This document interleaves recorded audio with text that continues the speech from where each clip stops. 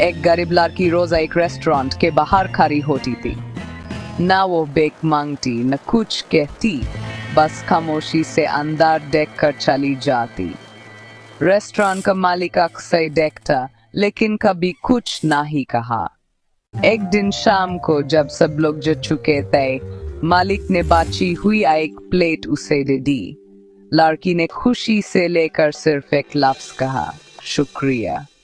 अगला दिन वो दोबारा नहीं आई। दिन गुजरते गए, फिर हफ्ते, फिर महीने। एक दिन रेस्टोरेंट में एक नेचर रुकती है।